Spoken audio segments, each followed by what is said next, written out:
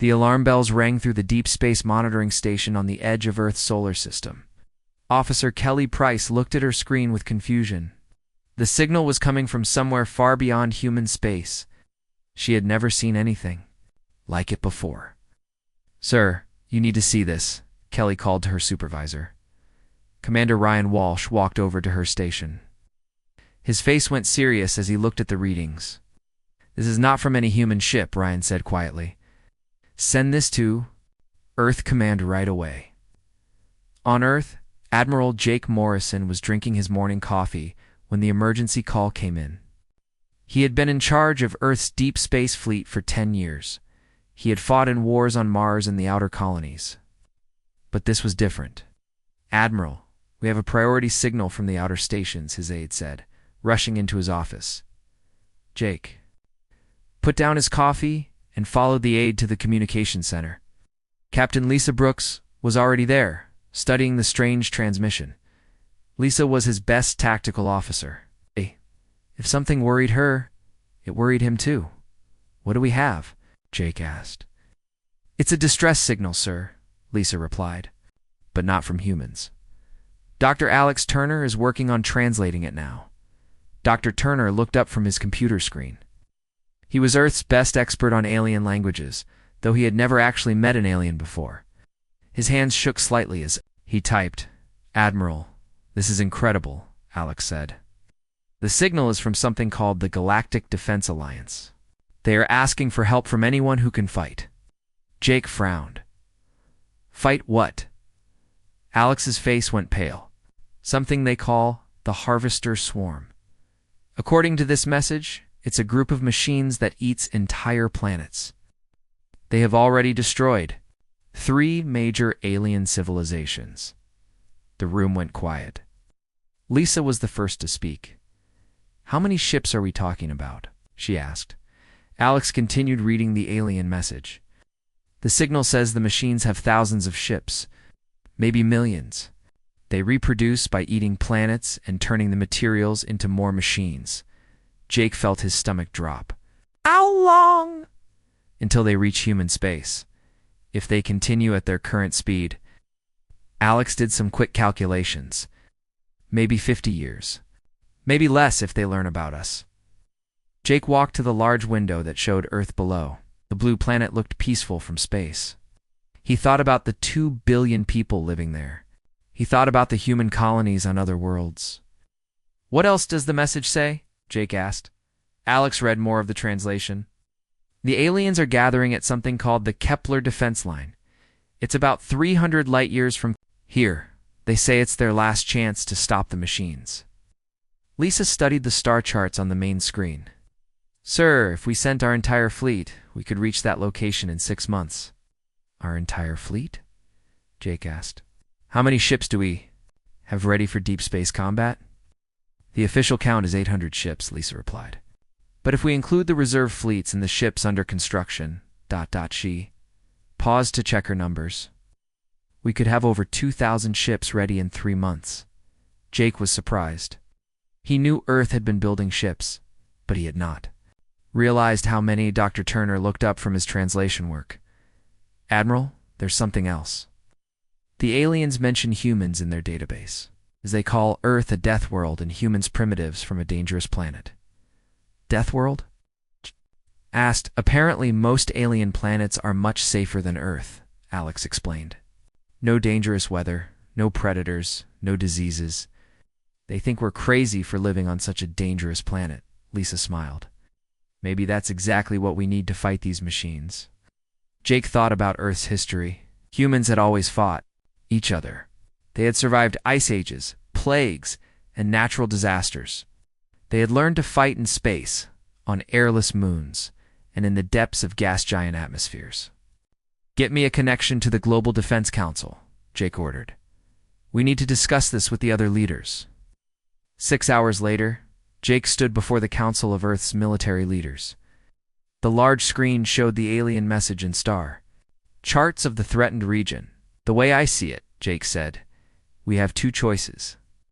We can wait 50 years for these machines to reach us, or we can go fight them now while we still have allies." General Kate Miller, head of Earth's ground forces, leaned forward. What kind of ground combat are we talking about? Dr. Turner had been studying the alien reports all day. The machines land on planets and strip them bare. The aliens have been trying to fight them in space only. No one has tried ground combat, because their soldiers can't survive the conditions, Lisa added. But our Marines have trained on planets that would kill most aliens. The room buzzed with quiet conversations. Finally, the Secretary of Defense spoke. Admiral Morrison, what do you recommend? Jake had been thinking about this question. All day, I recommend we send everything we have. Not just to help the aliens, but to protect humanity. We fight them now. Far from Earth, we have a chance. If we wait for them to come to us, we might not survive. The vote was unanimous. Earth would answer the alien distress call. Within hours, orders went out to every human colony and military base. The largest fleet in human history would be assembled. Every available ship, every Marine battalion, every fighter squadron would join the mission, as Jake watched the first ships begin. Moving toward the assembly point near Mars, he wondered if the aliens were right about humans being primitives from a death world. But maybe he thought. That was exactly what the galaxy needed right now. The communication systems across human space hummed with activity. Soldiers said goodbye to their families. Engineers worked around the clock to prepare ships for the long journey. And in the depths of space, more alien distress signals arrived. Each one more desperate than the last. Earth's answer was already on its way. The Mars orbital shipyards had never seen activity like this. Thousands of workers moved between the massive ships that filled every dock. Captain Ben Clark stood on the bridge of the ESV Retribution, watching smaller ships attach weapons and supplies to his dreadnought. Ben had commanded the Retribution for 5 years. It was one of Earth's newest and most powerful warships. But even he was amazed at what the military was pulling out of secret storage facilities. Captain, the weapon systems are online, his weapons officer reported. All missile tubes loaded. Energy cannons at full power. Ben nodded. The Retribution carried enough firepower to destroy a small moon, and it was just one ship among hundreds gathering at Mars. Across the shipyard, Major Amy Davis was loading her soldiers onto transport ships.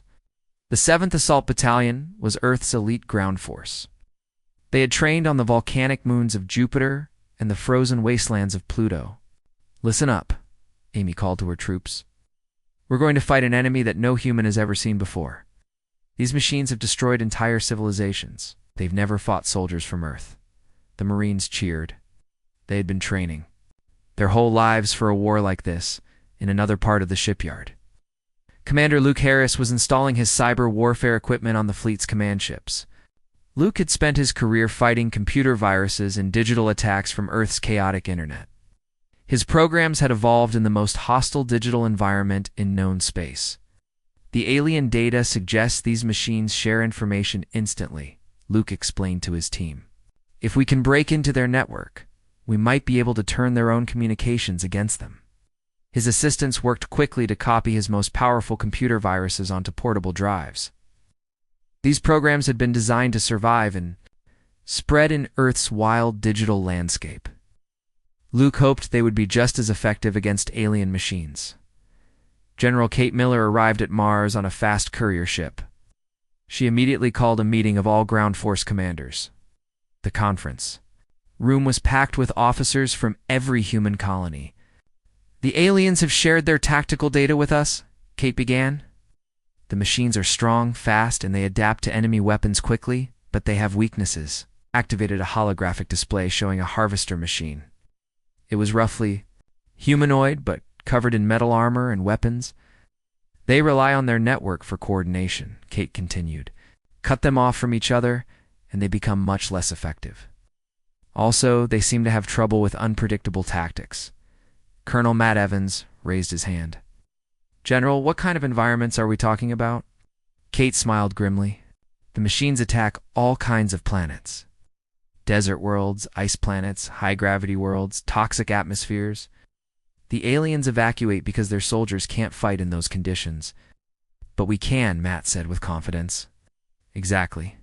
Our people have been fighting in hostile environments since we left Earth. This might be our biggest advantage. Meanwhile, Dr. Alex Turner was working with the alien survivors who had reached the assembly point. The first alien ship to arrive was a small, damaged vessel carrying refugees from the Zephyrian Empire. The Zephyrians looked like tall, thin humans with blue skin and large eyes. They were clearly terrified when they saw the size of the human fleet. "Your species sent all of these ships?" asked Commander Veltar, the Zephyrian officer. "This is just the first wave," Alex replied through his translation device. "More ships are coming from our outer colonies." Veltar's eyes went wide. "How many ships does your species have?" Alex checked his latest reports. "When we're finished gathering the fleet, we'll have about 2,000 combat ships." The alien officer sat down heavily. Zephyrian Imperial fleet had 300 ships. Thought that was a large navy. "How many ships do the machines have?" Alex asked. "We don't know exactly. They keep building more. But in the battle for our homeworld, we counted over 5,000. Alex felt a chill. Even with their large fleet, humanity would be outnumbered. Captain Lisa Brooks was studying the tactical data in Admiral Morrison's command center. The information from the aliens painted a grim picture. "The machines start with a probe attack," Lisa explained to the assembled officers. "Small ships test the defenses. Then they send the main force." "How do they attack planets?" asked Captain Nick Thompson. "He commanded one of Earth's reconnaissance squadrons. They land massive mining ships," Lisa replied. "These ships dig into the planet and start building more machines. Within weeks, they can double their fleet size. Admiral Morrison studied the star charts, so our goal is to stop them before they can land on any more planets." "Yes, sir. But there's a problem. Every time the aliens defeat some machines, the survivors learn from the battle. By the next fight, the machines have adapted." "But," Morrison frowned. "What do you mean?" "If you use missiles against them, they develop better shields. If you use energy weapons, they adapt their armor. The aliens say fighting the machines is like fighting an enemy that learns from every mistake." Commander Harris looked up from his computer. "That's where we might have an advantage. Our tactics are based on chaos and unpredictability. We don't fight the same way twice." "Explain," Morrison said. "Earth's military doctrine comes from thousands of years of warfare against other humans. We learn to be unpredictable because predictable armies lose. The machines might not be able to adapt to truly random tactics." Morrison nodded slowly. "That makes sense. What else do we know about their weaknesses?" Dr. Turner had been listening to the conversation. "The aliens say the machines are logical. They make decisions based on probability and efficiency. They don't understand concepts like honor, revenge, or sacrifice, so they won't expect us to take risks that don't make logical sense," Lisa added. "Exactly. The aliens fight to preserve their civilizations. They retreat when losses get too high. But humans have a history of fighting, even when victory seems impossible." Morrison walked to the window and looked out at the growing fleet. Ships continued to arrive from all over human space. Heavy cruisers, fast destroyers, massive carriers filled with fighter ships, and transport vessels carrying hundreds of thousands of Marines. "How long until we're ready to move out?" Morrison asked. 2 more weeks for the main fleet," Lisa replied. "But Captain Thompson's scouts could leave tomorrow to gather intelligence." "Do it. I want to know everything about the enemy before we get there." Thompson saluted and left to prepare his ships. As the days passed, more alien survivors arrived. At the assembly point, each group brought new information about the machines. The news was always bad. More worlds destroyed, more fleets defeated, more civilizations wiped out, but the human fleet continued to grow. Ships that had been kept secret for decades emerged from hidden bases. Weapons that had been theoretical became reality, and soldiers who had trained for imaginary wars prepared for a very real battle. Major Davis stood in the hangar bay of her transport ship, watching her Marines load their equipment. These men and women had trained on worlds that would kill most aliens within minutes. They wore armor that could survive in space or underwater. They carried weapons designed to work in any environment. Major, one of her sergeants called out. The alien observers want to see our equipment. Davis looked over at the small group of alien refugees who were watching the human preparations. They looked shocked by what they saw. Sure, bring them over. The aliens approached carefully. They had been told that humans were primitive, but the technology around them was clearly advanced. Your soldiers train in hostile environments? Asked one of the aliens. Every day, Davis replied. On Earth, we have deserts that reach 200 degrees, mountains where the air is too thin to breathe, and oceans that would crush an unprotected person. And your soldiers fight in these places? We fight in worse places. Space stations, asteroid mining facilities, the atmospheres of gas, giant planets. If there's a way for humans to survive somewhere, we've probably fought a war there. The alien looked thoughtful.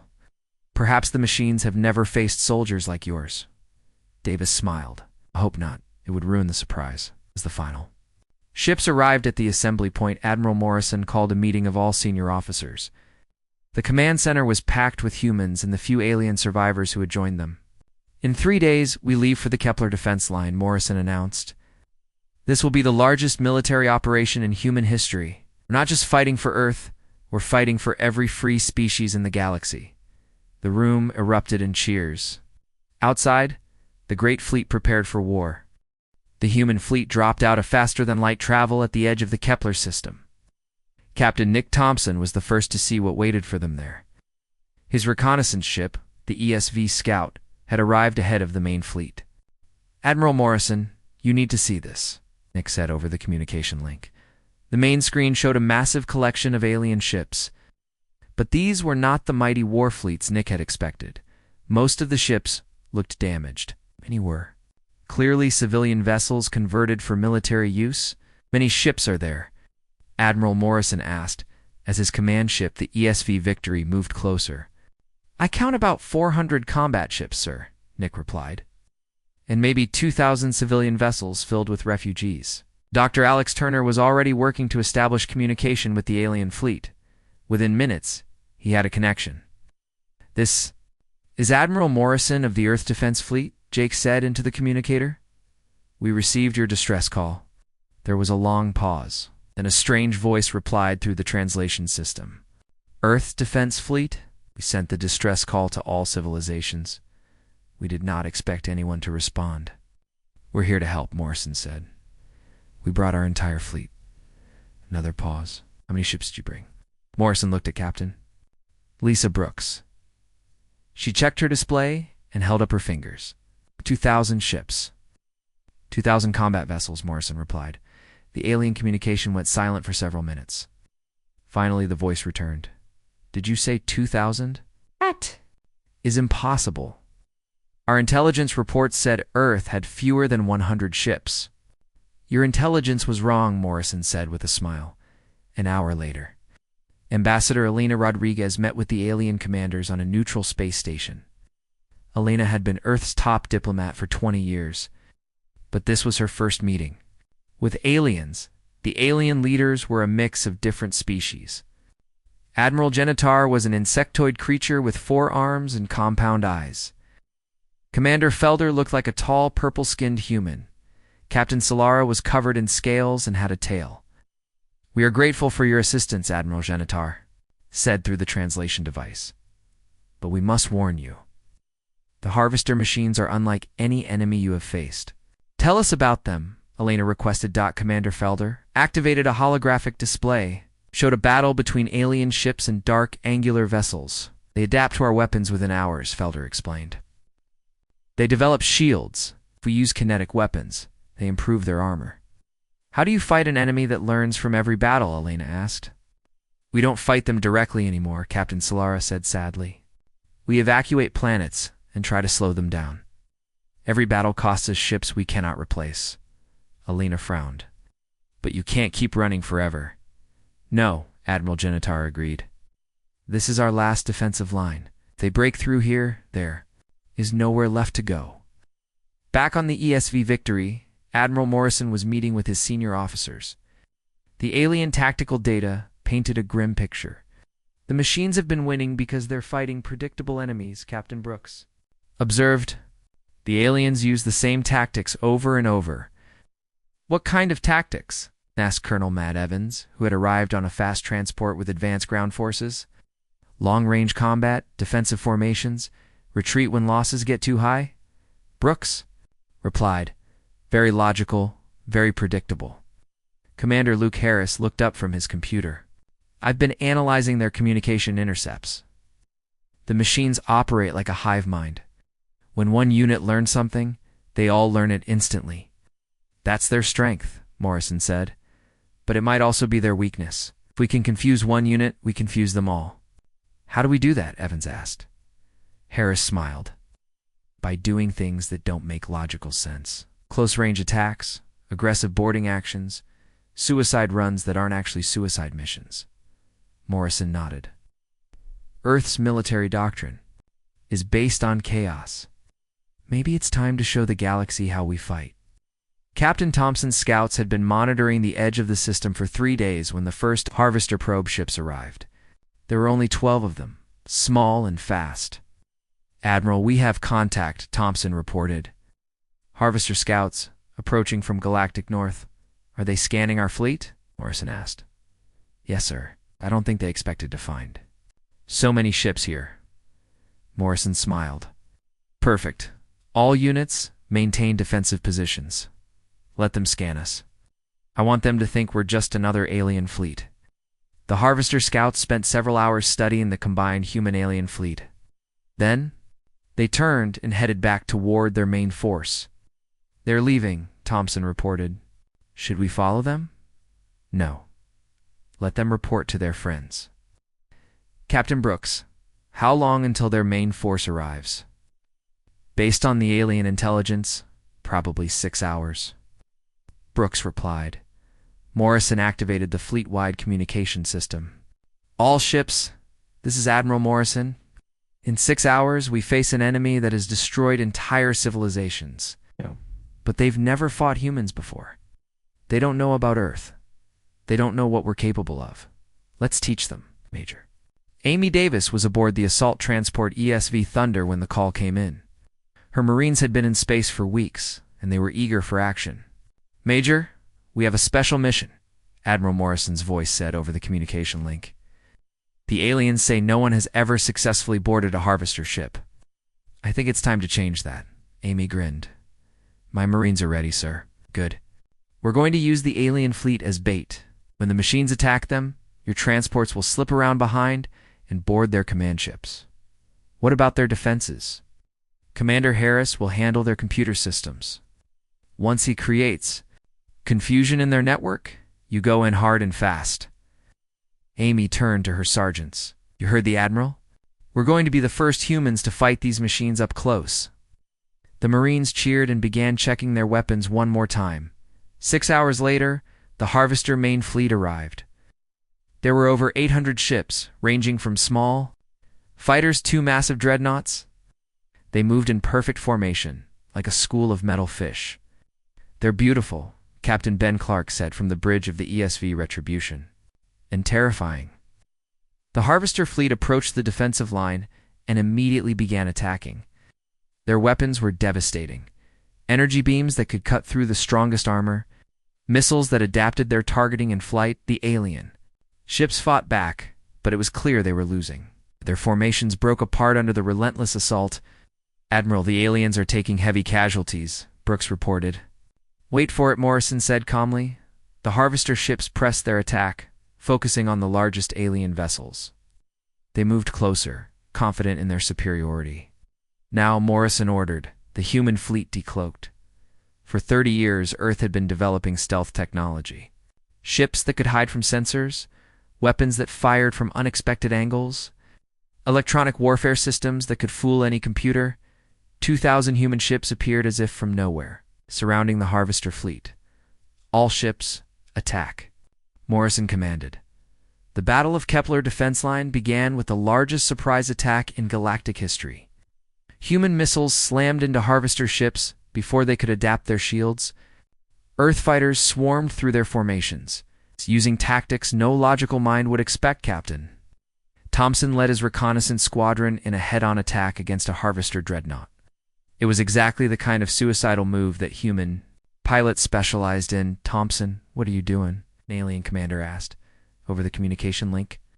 "Something stupid," Thompson replied, as his ships dove through the enemy formation.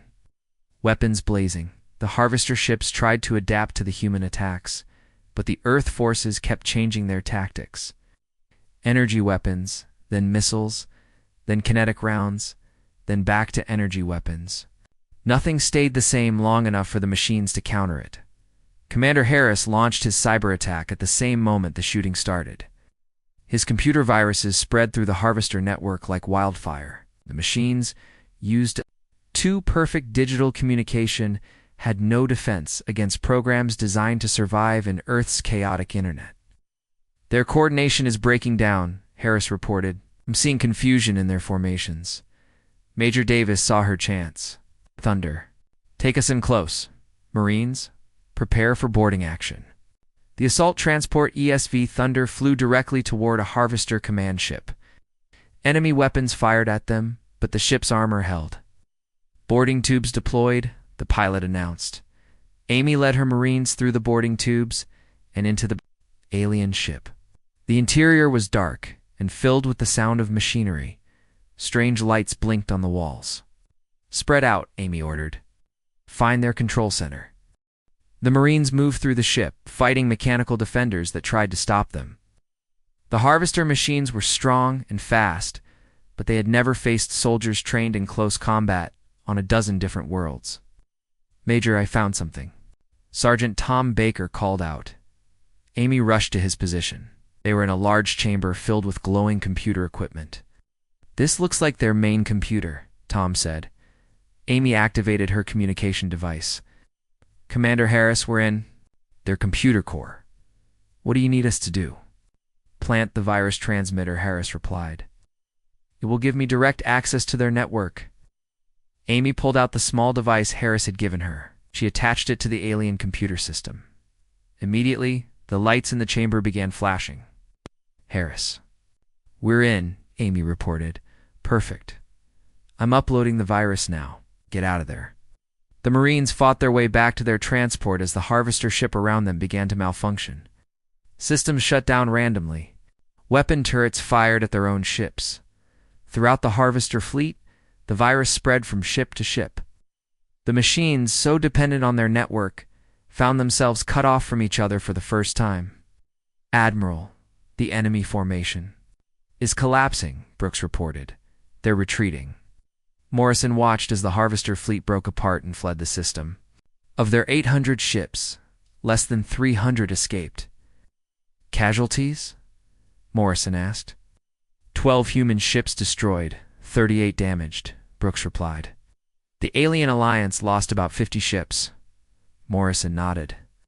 It was a victory, but the war was far from over. On the alien command ship, Admiral Genitar stared at his displays in amazement. "How did you do that?" He asked Dr. Turner. "We fight differently than you do," Alex replied. "We don't try to be logical. We try to be unpredictable. Machines will adapt to your tactics now," Genitar warned. Alex smiled. "Then we'll change our tactics again. That's what humans do best." 3 weeks after the victory at Kepler Defense Line, the combined fleet received disturbing news. The harvester machines had regrouped and were attacking 7 star systems at once. Each system contained billions of innocent people. Admiral Morrison stood in the command center of the ESV Victory, studying the tactical display. Red dots marked the systems under attack. They formed a wide arc across the galaxy. "They're forcing us to spread our forces," Captain Lisa Brooks observed. "Classic divide and conquer strategy. The aliens want to send small fleets to each system," Dr. Alex Turner reported. "They think it's the only way to save some of the populations." Morrison shook his head. "That's exactly what the machines want us to do. Small fleets that they can defeat one by one." Commander Luke Harris looked up from his computer station. "Admiral, I'm detecting massive data traffic between the harvester groups. They're coordinating this attack in real time. Can you disrupt their communications? Morrison asked. Not from here. I'd need to get close to their central command nexus. Morrison turned to the alien representatives who were attending the meeting. Admiral Genitar and Commander Felder looked tired and worried. Do you know where their central command is located? Morrison asked. Genitar's compound eyes flickered. We have theories. The machine seemed to operate from a system they captured 6 months ago. It was the homeworld of the Crystalline Collective. How heavily defended? Extremely. Our intelligence suggests they have over 5,000 ships there. Morrison smiled grimly. Then that's where we're going. The alien commanders looked shocked. Admiral Morrison, that would be suicide, Felder protested. You cannot attack their stronghold with 2,000 ships. We're not going to attack it, Morrison replied. We're going to destroy it. Colonel Matt Evans was studying geological data in his quarters when the call came. His battalion would be leading the ground assault on the Harvester factory worlds. Colonel. Report to the briefing room, came the order. Matt made his way through the ship to where Major Amy Davis and other ground commanders were gathered. The holographic display showed a planet covered in mechanical structures. This is Kepler 442, General Kate Miller began. The machines have been strip mining it for 3 months. Our job is to destroy their production facilities. The planet on the display looked like a nightmare. Surface was covered with massive mining operations and factory complexes. Smoke and toxic gases filled the atmosphere. What about environmental conditions? Asked Major Davis. Toxic atmosphere, high radiation, gravity, twice Earth normal, Miller replied. The perfect place for humans to fight, Matt grinned. His soldiers had trained on planets just like this one. What about alien support? None. The other species can't survive on the surface for more than a few minutes. This is a human-only operation. Captain Ginny Stone was preparing her stealth destroyer, the ESV Shadow, for the most dangerous mission of her career. She would be taking a small team deep into Harvester territory to locate their central command. Captain, all systems are green, her navigation officer reported. Jenny checked her crew roster. She had volunteered for this mission, but so had dozens of other captains. Admiral Morrison had chosen her because the Shadow was the newest and most advanced stealth ship in the fleet. How long to reach the target system? Jenny asked. 18 hours at maximum stealth speed, came the reply. Then let's get moving. The ground forces are counting on us. The ESV Shadow slipped away from the main fleet and disappeared into the darkness of space. Major Chris Johnson was in the engineering bay of the ESV Thunder, working on captured Harvester technology. His team had been studying the mechanical parts salvaged from the battle at Kepler Defense Line. Major, I think I found something interesting, his assistant Lieutenant Sarah White called out. Chris walked over to her workstation. She was examining a piece of Harvester armor that had been damaged in the fighting. Look at this, Sarah said, pointing to the metal. The armor adapts by changing its molecular structure, but there's a delay of about 30 seconds between adaptation cycles. Chris nodded. So if we hit them with different weapons in rapid succession, they can't adapt fast enough, Sarah finished. We could design ammunition that changes every few seconds. Get me a connection to Admiral Morrison, Chris ordered. I think we just found a way to beat their adaptive defenses. The attack began at dawn on 7 worlds simultaneously. But this time, the human forces used a completely different strategy. Instead of fighting the way the aliens expected, they did something no logical mind would consider. They split their forces and attacked everywhere. At once, Colonel Evans led the 15th Marine Battalion in a direct assault on the heavily defended factory world of Kepler 442. His soldiers dropped from orbit in individual combat pods, scattering across the planet's surface. Remember, we're not here to hold ground, Evans said over the communication link. We're here to break things. The Marines hit the planet's surface and immediately began attacking Harvester installations. They moved fast, striking at mining facilities and production centers before the machines could coordinate a response. The toxic atmosphere that would kill most. Aliens in minutes was just another training environment for Earth's soldiers. Their armor systems filtered the poison gases and protected them from radiation. Alpha Squad, Factory Complex, a grid reference 447, Evans ordered. Plant the charges and moved to the next target. The Marines moved like ghosts across the hostile landscape. The machines tried to stop them, but the humans used tactics that made no logical sense. They attacked heavily defended positions while ignoring easy targets. They retreated when they should advance, and advance when retreat made more sense. Meanwhile, Captain Stone and the ESV Shadow had reached the edge of the Harvester's central system. What they found there exceeded their worst fears. "My God," whispered her sensor operator. The system contained the remains of what had once been a beautiful blue world. Now it was a massive construction facility. Hundreds of partially built ships floated in orbital shipyards. The planet's surface was covered with mining operations that reached deep into its core. "How many ships?" Jenny asked. "Count over 8. 1,000 in various stages of construction," came the reply. "And at least 3,000 operational vessels." Jenny activated the long-range communication system. "Admiral Morrison, this is Shadow. We found their main base." Morrison's voice crackled over the link. "Report, Captain." "Sir, it's bigger than we thought. Much bigger. They're building ships faster than our intelligence estimated." "Can you locate their central command?" Jenny studied her sensors. Deep within the planet, there was a massive energy signature, unlike anything else in the system. "Yes, sir. It's buried. About 50 kilometers down in the planet's core." "Understood. Maintain position and keep scanning. We're on our way." Back on Kepler 442. Colonel Evans and his Marines were causing chaos throughout the Harvester production facilities. The machines were trying to adapt to human tactics, but the Earth forces kept changing their methods of attack. "Sir, we've destroyed 6 major factories," reported Sergeant Mike Torres. "But they're sending more defenders." Evans looked at his tactical display. Hundreds of Harvester machines were converging on his position from all directions. "Time to leave," he decided. "All squads, extraction point Charlie in 20 minutes." But as the Marines began to withdraw, they discovered something unexpected. The Harvester machines were not pursuing them with their usual efficiency. Instead, they seemed confused and disorganized. "Commander Harris, this is Evans," the colonel said over the communication link.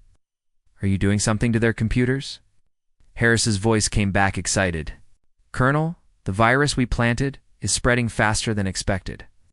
Every time they try to coordinate, the program scrambles their communications. How long will it last? Unknown. But while it's working, they can't operate as a unified force." Smiled, then, "Let's make the most of it. All squads, continue the attack. Hit every target you can find." The battle for the Harvester factory worlds raged for 3 days. Human ground forces, supported by fighters and bombers, systematically destroyed the machine's production capabilities. They fought in conditions that would be impossible for any other species. On Kepler 186, Major Davis led her battalion through a underground complex filled with poisonous gases and crushing gravity. Her soldiers moved through environments that were hostile to all known life forms. "This place would kill an alien in seconds," she said to her sergeant as they advanced through a tunnel filled with acidic vapor. "Good thing we're not aliens," he replied. On Kepler 296, Captain Thompson's pilots flew through electrical storms. That would fry most aircraft. The planet's atmosphere was filled with metallic particles that interfered with normal navigation systems. "This is like flying through hell," one of his pilots reported. "Then we're in the right place," Thompson replied. "Hell is where devils like us feel at home." While the ground forces were destroying the Harvester production facilities, Admiral Morrison was preparing for the main assault on their central command. The combined human-alien fleet was approaching the enemy stronghold at maximum speed. "Admiral, we're detecting massive energy buildups in the target system," Captain Brooks reported. "They know we're coming." Morrison nodded. He had expected as much. "How long until we arrive?" "For hours, sir." Morrison activated the fleet communication system. "All ships, this is Admiral Morrison. In 4 hours, we face the largest concentration of enemy forces in the galaxy. They outnumber us 4-1. But they've made one critical mistake." He paused, looking out at the ships around him. "They think we're going to fight like the other aliens. They think we'll retreat when losses get too high." They think we'll choose the logical, safe approach. Morrison smiled. They're about to learn. Why humans are called Deathworlders. So all ships prepare for combat. We're going to show the galaxy how Earth fights a war. In the depths of space, Captain Stone watched the Harvester fleet organizing itself for battle. The machines were forming perfect defensive formations around their central command. They're ready for a conventional attack, she reported to Morrison. Perfect, Morrison replied. That's exactly what we want them to expect. As the human fleet approached the Harvester stronghold, every ship prepared for the battle that would determine the fate of the galaxy. The machines had superior numbers and position, but they had never faced an enemy that treated impossible odds as just another day's work. The final battle was about to begin. The human fleet dropped out of faster-than-light travel at the edge of the Harvester central system. What they saw there would have made any other species retreat immediately. Over 10,000 enemy ships waited in perfect formation around their command world. Admiral Jake Morrison stood on the bridge of the ESV Victory, studying the massive enemy force. His staff looked worried, but Jake felt oddly calm. Admiral, they outnumber us 5-1, Captain Lisa Brooks reported. I can count, Jake replied. Commander Harris, are you ready with the virus? Yes, sir. The moment we get close enough, I can upload it directly to their central command. Colonel Evans, how are your ground forces? Matt Evans checked in from the assault transport ESV Thunder. My Marines are ready for anything, sir. Jake activated the fleet-wide communication system. All ships, this is Admiral Morrison. Today we end this war. The machines think they know how we fight. They're wrong. Paused, looking out at the enemy fleet. We're not going to attack their fleet. We're going straight for their heart. All ships, prepare for Operation Deathworld. The human fleet began moving toward the enemy, but not in any formation the machines had seen before. Instead of attacking, in organized waves, the Earth ships scattered in all directions. Some headed directly for the enemy fleet. Others curved around to attack from unexpected angles. A few disappeared entirely. Using stealth systems to become invisible, the Harvester ships tried to adapt their formations to counter the chaotic human attack. But every time they moved to block one group of ships, another group appeared from a different direction. They don't know where to focus their defenses, Brooks observed with satisfaction. Captain Ben Clark was commanding the dreadnought ESV, Retribution, in a direct assault on the enemy's main battle line. His ship was outnumbered 20-1, but he pressed his attack anyway. Sir, this is insane, his weapons officer said. We can't fight that many ships. Watch us, Ben replied. All weapons, continuous fire. Target the biggest ships first. Retribution charged into the heart of the enemy formation, its massive guns blazing. The Harvester ships focused their fire on the lone human dreadnought, exactly as Ben had planned. While the enemy was distracted, 50 human destroyers slipped past their defenses and headed straight for the command world. Captain Jenny Stone was leading one of these destroyer squadrons in her stealth ship, the ESV Shadow. Her mission was to get Admiral Morrison and a strike team to the planet's surface. Jenny, how close can you get us? Morrison asked over the communication link. I can put you down right on top of their central command facility, she replied. But it's going to be a rough ride. My Marines have trained for rough, Colonel Evans said from the troop compartment. The Shadow dove through the planet's atmosphere, avoiding defensive fire through a combination of stealth technology and pure flying skill. Jenny had learned to pilot in the asteroid fields of the outer solar system. This was just another day's work. 60 seconds to landing, she announced, in the troop compartment. Major Amy Davis and her Marines were making final preparations. They had studied the alien architecture for weeks and knew exactly where to find the central command. Remember, we only have one chance at this, Amy told her soldiers. Once we're inside, we move fast and hit hard. The Shadow touched down on the planet's surface in a shower of sparks. The landing zone was surrounded by Harvester defensive positions, but the human troops were already moving before the ship stopped. Go, go, go, Amy shouted. The Marines poured out of the transport and immediately began fighting their way toward the central command structure. The building was a massive pyramid made of black metal. Reaching deep into the planet's core, Major Chris Johnson was with the strike team, carrying the special equipment they would need to penetrate the Harvester's central computer.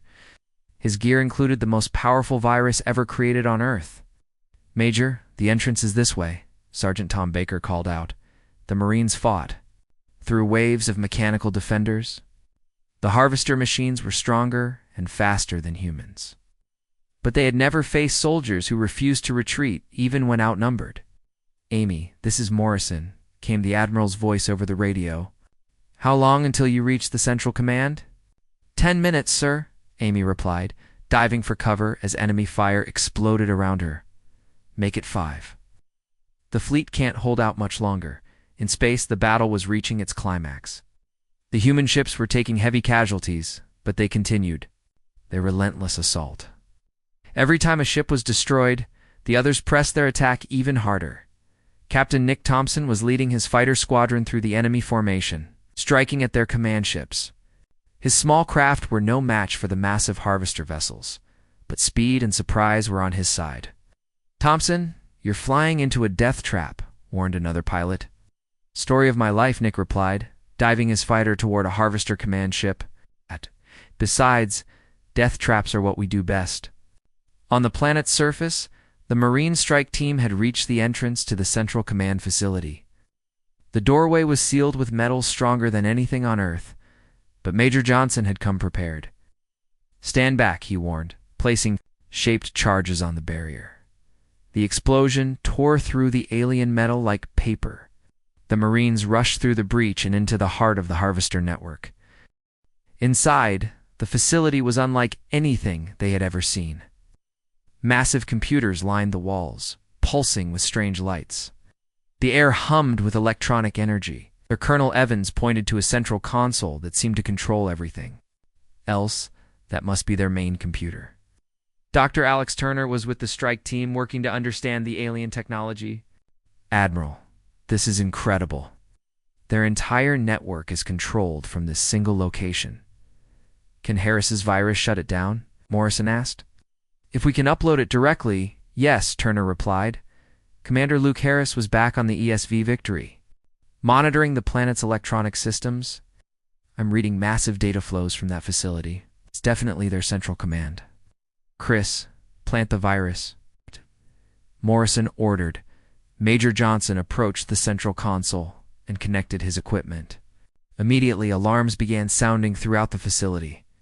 "They know we're here," Amy reported. "Defenders incoming."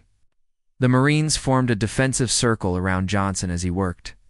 Harvester machines poured into the chamber from all directions, but the human soldiers held their ground. "How much longer?" Evans shouted over the sound of gunfire. "Almost there," Johnson replied, his fingers flying over the alien controls. In space, the human fleet was fighting a desperate battle. Ships exploded on both sides as the massive fleets clashed. But slowly, the superior numbers of the Harvesters were taking their toll. "Admiral, we've lost 30% of our ships," Brooks reported. Morrison watched the tactical display. "Harris, how much longer?" "Johnson is almost in," Harris replied. "Just a few more seconds." On the planet's surface, Major Johnson made the final connection. "Virus uploaded," he announced. Immediately, the lights in the Central Command facility began flashing. Computer screens flickered and went dark. The humming sound that filled the air changed to a high-pitched whine. "Harris, we're in," Morrison said over the radio. "Do your worst." Commander Harris smiled as he activated the most destructive computer program ever written. It was designed to spread through networks like a plague, destroying everything it touched. "Virus spreading through their network now," Harris reported. "I'm seeing system failures across their entire fleet." In space, the effect was immediate and devastating. Harvester ships began firing on each other as their navigation systems failed. Some ships simply stopped moving as their engines shut down. Others exploded as their weapon systems overloaded. "My God," Captain Brooks whispered.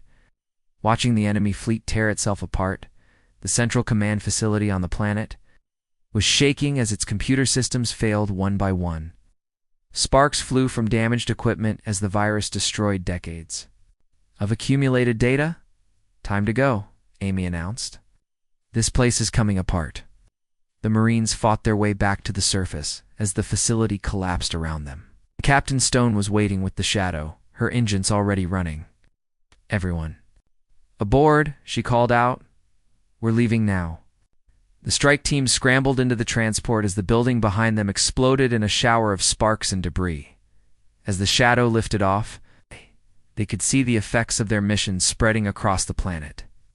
Factory complexes were shutting down, construction yards were going dark. The massive harvester operation was grinding to a halt. In space, the battle was over. Of the 10,000 harvester ships that had begun the fight, less than 1,000 remained operational. The rest were drifting hulks or scattered debris. All ships cease fire, Morrison ordered. The enemy fleet is defeated. A cheer went up across the human fleet as they had done the impossible. They had defeated an enemy that had destroyed entire civilizations, but the victory came at a cost. The human fleet had lost almost half its ships. Thousands of brave men and women had given their lives for this moment. Admiral, came a transmission from the alien fleet. It was Admiral Genitar. How did you do it? Morrison smiled. We fought like humans, chaotic, unpredictable, and too stubborn to give up. The galaxy owes you a great debt, Genitar replied. 3 months later, Admiral Morrison stood in the Grand Assembly Hall on the neutral world of Galactic Station 1. Representatives from dozens of species had gathered to discuss the new reality. The harvester threat was over. The virus had spread to every machine network in their territory, shutting down their entire operation. The surviving machines had fled to distant galaxies, never to return. Earth is hereby welcomed as a founding member of the new Galactic Defense Alliance, announced the Assembly Chairman. The hall erupted in applause. Humanity had gone from being unknown primitives to the galaxy's protectors in less than a year. Ambassador Alina Rodriguez stood to address the Assembly. Earth accepts this honor, she said, but we want to make one thing clear. We didn't fight this war to become rulers. We fought it to protect freedom. What does Earth want? Asked a representative from the Zephyrian Empire. Alina smiled. We want to share what we've learned. Our military academies are open to students from all species. Our trainers will teach your soldiers how to fight on hostile worlds. And our fleets will patrol the galaxy to make sure nothing like the Harvesters ever threatens us again. Dr. Turner was working with teams of alien scientists, sharing human military doctrine and technology. The other species were eager to learn Earth's methods. Key is unpredictability, Turner explained to a group of alien officers. Don't fight the way your enemy expects. Be chaotic. Take risks. Sometimes the most illogical plan is the most effective. Captain Brooks had been promoted to admiral and was establishing the first joint human-alien naval academy. Students from across the galaxy came to Earth to learn how to fight like Deathworlders. Your planet is incredibly dangerous, observed a young Crystalline Collective officer during survival training. That's the point, Brooks replied. If you can survive Earth, you can fight anywhere in the galaxy. Colonel Evans was training alien ground forces on the volcanic moons of Jupiter. The harsh conditions that would kill most species in minutes were perfect for creating elite soldiers. I can't breathe, gasped an alien trainee. Then breathe harder, Evans replied. The galaxy is full of hostile worlds. This is just practice. Commander Harris had established the Galactic Cyber Defense Network, using Earth's chaotic internet as a model for galaxy-wide communications security. Human computer systems evolved in a hostile digital environment, he explained to alien programmers. That's why our security is so effective. We assume everything is trying to attack us. Captain Stone was leading mixed human-alien crews on patrol missions throughout the galaxy. Her ship, now called the GSV Shadow, was the flagship of the new joint fleet. Contact on long-range sensors, her alien navigation officer reported. Identify, Stone ordered. A known configuration, possibly hostile. Stone smiled. Then let's go introduce ourselves. In the galaxy's new universal language, Major Johnson had been promoted to head of alien technology integration. He was working with scientists from dozens of species to combine human and alien technology, your adaptive manufacturing systems, are incredible, an alien engineer told him. Thanks, Johnson replied. We learned to build things that could survive on Earth. That makes them pretty much indestructible anywhere else. A year after the victory, Admiral Morrison returned to Earth. He stood in his old office, looking out at the blue planet that had given birth to the galaxy's protectors. Captain Brooks entered with the latest reports from the Galactic Patrol fleets. Are things out there? Morrison asked. Quiet, Brooks replied. A few pirates here and there, but nothing we can't handle. The alien species are adapting well to our training methods. Morrison nodded. Any word from the outer galaxies? RD. Space Scouts report no sign of harvester activity. The virus seems to have completely destroyed their network. Morrison walked to his window and looked up at the stars. Somewhere out there, human ships were patrolling trade routes and protecting colonies. Earth's children were spread across the galaxy keeping the peace. You know what the best part is? Morrison said. What's that, sir? The aliens were right about us being Deathworlders. They just didn't understand what that meant. Brooks smiled. And what does it mean? Morrison turned from the window. It means we're exactly what the galaxy needed. We're too stubborn to give up, too crazy to be predictable, and too tough to be stopped. He paused, looking at the reports.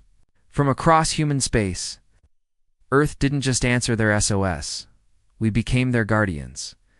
And we'll keep that job for as long as the galaxy needs us. Outside his window, the sun set on Earth, the death world that had saved the galaxy. And across the stars, human ships stood watch, ensuring that the darkness would never return. The age of the Deathworlders had begun.